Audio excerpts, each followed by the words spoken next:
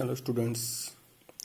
Today our topic is National Policy of Education 1986. It is recommended, it is tabled by the present Prime Minister Shri Rajiv Gandhi. तो इन्होंने parliament में ये मई 1986 में introduce की थी एनपीई, जिसे हम NPE national policy of education 1986 के नाम से जानते हैं। अब इसकी क्या ज़रूरत थी, क्यों इसकी ज़रूरत महसूस हुई, क्यों इसके पीछे अगर हम हिस्ट्री की बात करें तो आप लोगों को कोठारी आयोग के बारे में पता होगा। कोठारी आयोग आप लोगों ने पढ़ा है। तो कोठारी आयोग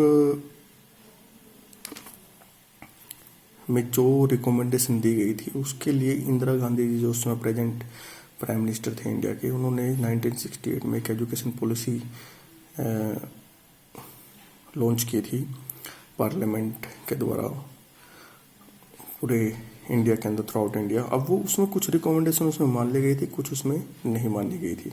तो जो भी कमियां रही थी उसमें, उस एजुकेशन कमीशन को रिकमेंडेशन को मानने में 1968 की पॉलिसी में, उनको दूर करने का एक प्रयास था 1986 में जो एजुकेशन पॉलिसी आई थी भी उनको लागू किया जाए, जो जो कमियां रही हैं। अब वो मुख्य जो कमी उनको दिखेगी, एक चाइल्ड सेंटर अप्रोच होनी चाहिए प्राइमरी एजुकेशन के अंदर। चाइल्ड सेंटर्ड करिकुलम होना चाहिए स्टूडेंट के नीड के अकॉर्डिंग। अब हम कई बार अब ऐसा अब हम देखते हैं, खुद भी सोचते हैं कि हम कई ऐसी चीज़ें पढ़ते हैं जो कि हमें ज़रूरत नहीं होती पढ़ने की, अननेसेसरी लगती है कि एक इररेलेवेंट चीज़ें हम पढ़ते हैं। तो हमें अब उन्होंने इसको देखा कि टीचर और फॉर स्पोर्ट, सिर्फ टीचर क्या एक स्पोर्टिंग रोल करें। जो बच्चे छोटे बच्चे हैं खासतौर पर, अगर हम प्राइवेट स्कूलों में आजकल देखें या कहीं भी सरकारी स्कूलों में भी एक्टिविटी पे ज़्यादा जोर रहता है बच्चों के, भी पढ़ाई के बजाय एक्टिविटी के थ्रू उनको एजुकेशन देना, उससे बच्चे ज़्यादा सीख पाते हैं। वो प्रैक्टिकली जब अब वो ज़्यादा इन्वॉल्व होते हैं, एक रट्टाफिकेशन करवाना उसमें बच्चे इतना इंटरेस्ट नहीं लेते। वो काम तो कर लेते हैं, नंबर भी ले लेते हैं, पर वो क्या है उस तरह का इंटरेस्ट नहीं ले पाते जिस तरह का एक एजुकेशन के अंदर उसका होना चाहिए एक दिल से। क्योंकि एजुकेशन तो होनी भी जब ही चाहिए जब बच्चे का इंटरेस्ट खुद का बने। अब इंटरेस्ट बनाना पड़ता है, कोई इंटरेस्ट खुद तो बनता नहीं। अब वो एक्टिविटी के द्वारा जब हम बच्चे के अकॉर्डिंग सोचेंगे तब उसका वो इंटरेस्ट बनेगा। यही इसी तरह का एक कंसेप्ट है child centred curriculum. Development of interest and needs of the students, the physical, social, moral and spiritual development of the children, ये एक मेन फीचर था इसका। अब 5 की थी कि फ्रीडम, बच्चों को पूरी फ्रीडम दी जाए, सेल्फ एक्टिविटी करने की छूट दे दी जाए, प्रोसेस ऑफ स्पॉन्टेनियस डेवलपमेंट। अब उनको खुद ही कोई काम आपने दे दिया, वो गलत करके आ रहे हैं तो वो सोचेंगे गलत क्यों किया, सही करके आए तो सही क्यों हुआ, मेरा क्यों सही हुआ, उसका क्यों नहीं सही हुआ, मैंने क्यों गलत किया, उसका क्यों सही हुआ। तो जब वो ऐसे सोचेंगे तो अपने आप ही उनके अंदर क्या है एक लर्निंग की एक प्रोसेस उनमें जागेगी और वो खुद ही उसकी तरफ बढ़ेंगे। जब वो लर्निंग भाई खुद ही करेंगे तो खुद करने से अब जितने भी हम आजकल की जो एजुकेशन है मेनली प्राइमरी स्कूल में हम देखते हैं वो बिल्कुल ही इसी की तरफ जा रही है, चाइल्ड सेंटर अप्रोच की तरफ ही। अब वहाँ पे एक यानी कि कायदा जो एक बुक होती है उसको बुकिश नॉलेज उसको क्रैमिंग करते जा रहे हैं। वो काम नहीं है अभी भी चल रहा है ये, पर फिर भी धीरे धीरे अब थोड़ा बहुत चेंज जरूर हो रहा है। काफ़ी हद तक इम्प्रूवमेंट हुई है एजुकेशन सिस्टम में। तो ये रिकमेंडेशन 1986 की पॉलिसी में दी गई थी। अब धीरे धीरे होता है ना, देखो बदलाव अभी तक हम देख रहे हैं सिस्टम में बदलाव हो रहा है। Development of the interest and needs, education based on experience. अब एक्सपीरियंस क्या है कि जैसे जब बच्चा खुद करेगा वो एक्सपेरिमेंट, एक तो आपने बता दिया हाँ भाई ऐसे होता है ये काम, अरे एक बच्चा वो खुद ही करके देखे तो उसको पता चलेगा कि वो किस तरह से हो रहा है। जब वो एक्सपेरिमेंट करके देखेगा तो सीख भी पाएगा कि वो काम कैसे हुआ है। तो अच्छी तरह से वो एजुकेशन उसके दिलो दिमाग में छा जाते हैं। वो इंटरेस्ट लेके करता है, मेन तो इंटरेस्ट है। एक बुकिश नॉलेज के बजाय इंटरेस्ट से, जब तक किसी भी स्टूडेंट का किसी का भी इंटरेस्ट नहीं होगा ना तब तक कोई भी काम वो हो ही नहीं सकता सही ढंग से। इसमें रूरल यूनिवर्सिटी का एक कंसेप्ट भी दिया गया था जो गांधी जी के द्वारा, भाई जो गाँव के अंदर यूनिवर्सिटी ओपन होंगी उनकी नीड्स के अकॉर्डिंग, तो क्या है ज़्यादा एजुकेशन को जो है बढ़ावा मिलेगा इंडिया के अंदर। भाई रूरल यूनिवर्सिटी का एक कंसेप्ट जो मॉडल था, अभी हर कुछ रूरल एरिया के अंदर क्या है कि यूनिवर्सिटीज खोले जाएं, जिससे क्या है कि एजुकेशन सिस्टम थोड़ा सा इम्प्रूव हो। अब वो अर्बन एरिया में आने प्रेफर नहीं करते, तो उनके गाँव में ही वो सुविधा पहुंचा दी जाए, ताकि वो क्या है ज़्यादा से ज़्यादा एजुकेशन के अंदर इंटरेस्ट लेके कार्य कर सके। 6% GDP एजुकेशन के अंदर, ये फर्स्ट टाइम था भाई इतनी। GDP क्या है, ग्रोस डोमेस्टिक प्रोडक्ट होता है GDP, तो total income earn by the national of the citizen of India with in the country and the outside of the country, all citizen of India.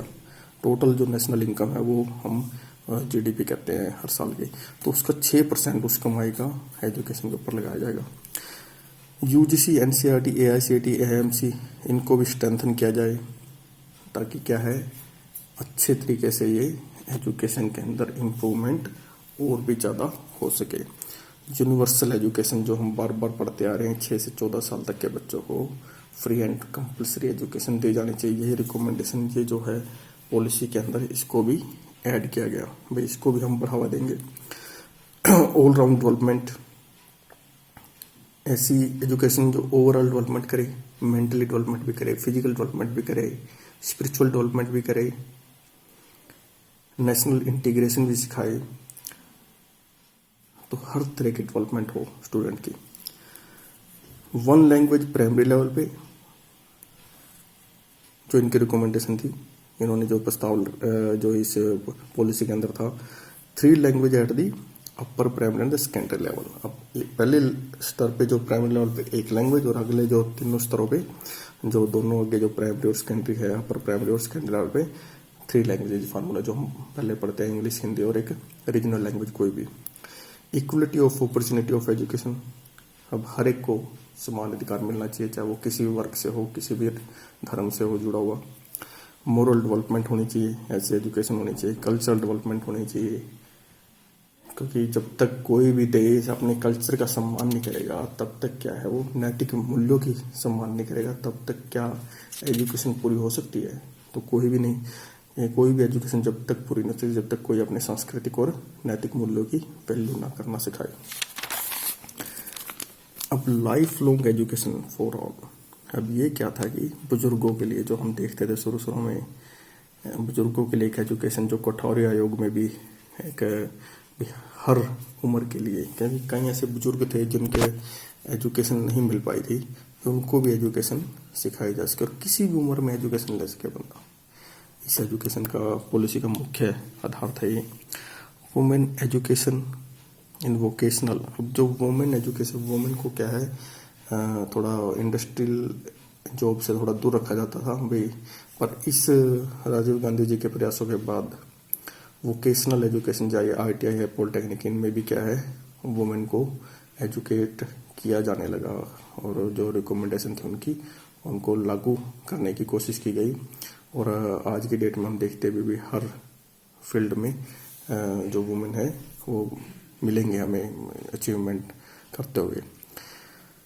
Education SC और ST के लिए जो हम देखते हैं कि ओवरऑल एजुकेशन का जो कंसेप्ट था, अब ये जो इम्पोर्टेंट है 10+2+3 फार्मूला, जो 1949 में भी राधाकृष्णन यूनिवर्सिटी कमीशन ने भी इसको बताया था, और इन्होंने भी यह लागू किया। और इसको इन्होंने कोठारी आयोग में जो की रिकमेंडेशन के बाद 68 में जो पॉलिसी बनी थी उसमें लागू तो किया गया था वो, पर वो इतना पूरी तरह से देश में लागू नहीं हो पाया, जितना कठोरता से, जितनी रिजिडिटी से, जितनी स्टेबिलिटी से इस पॉलिसी के बाद इसको लागू किया गया। हम देखते हुए हमारा एजुकेशन सिस्टम आज की डेट में ऐसा ही है, 10+2+3 फार्मूले के अकॉर्डिंग ही है।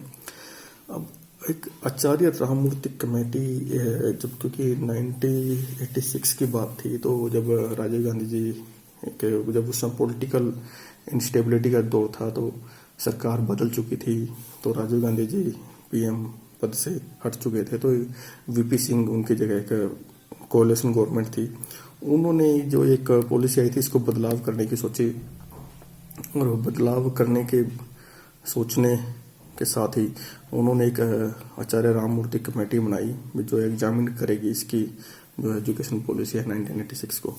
अब उसने दिसंबर 1990 में अपनी रिपोर्ट सबमिट की थी। अब ये उसने सजेशन दिए थे कॉमन स्कूल सिस्टम के, जो कॉमन स्कूल सिस्टम क्या है भी, प्राइवेट और सरकारी एक तरह की एजुकेशन दे, हर बच्चे को एक जैसी एजुकेशन मिले, women education.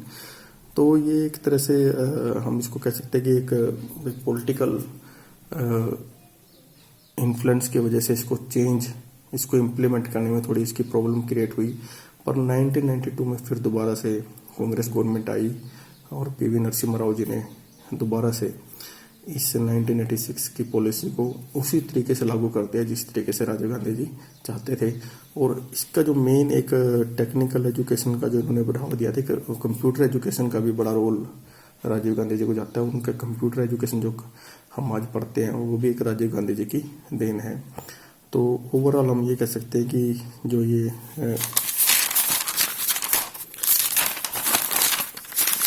National policy of education 1986 है राजीव गांधी जी के द्वारा, एक फुल फ्लेज्ड एक अच्छा सिस्टम था जो अभी तक चल रहा है। ये इसमें कुछ न थोड़े बहुत बदलाव किए गए हैं। अब 1986 में जो पॉलिसी में अब थोड़े बहुत अब जो एक पॉलिसी आने वाली है प्रेजेंट गवर्नमेंट की, नए 2020 में आने की उम्मीद है कि जल्दी आ जाएगी वो, तो उसमें शायद कुछ बदलाव देखने को मिले। नहीं तो अभी तक हम इसी को ही पढ़ते आ रहे हैं कि 86 की जो पॉलिसी के बाद कोई मेजर बदलाव नहीं हुए। 1990 को छोड़ के थोड़ा बहुत बदलाव हुआ था, फिर 92 में सेम जो मैंने आपको बताया है। तो ओवरऑल ये बहुत अच्छी एक रिकमेंडेशन इसकी, जो टेक्निकल एजुकेशन को इसने काफ़ी बढ़ावा दिया और कंप्यूटर एजुकेशन में मेन तौर पे इसका काफ़ी रोल जाता है। और एक कोरस्पोंडेंस कोर्सेज की तरफ भी इन्होंने काफ़ी अच्छा रोल प्ले किया था, क्योंकि 1985 में Indira Gandhi open university open हुई थी और कहीं हम देखते होंगे कि आंगनवाड़ी खुल चुकी थी इसी नेशनल पॉलिसी ऑफ एजुकेशन के बाद, जहाँ पे क्या है गरीब जो बुजुर्ग थे वो उनको भी एजुकेशन मिलती थी। तो एक ओवरऑल बहुत अच्छा एक लिटरेसी रेट को बढ़ाने वाली एक ओवरऑल डेवलपमेंट जिसमें हर कास्ट हर धर्म को इसमें शामिल किया गया था और एक काफ़ी अच्छी एजुकेशन पॉलिसी मानी जाती है। इसी के साथ आज हम धन्यवाद करते हैं। Thank you.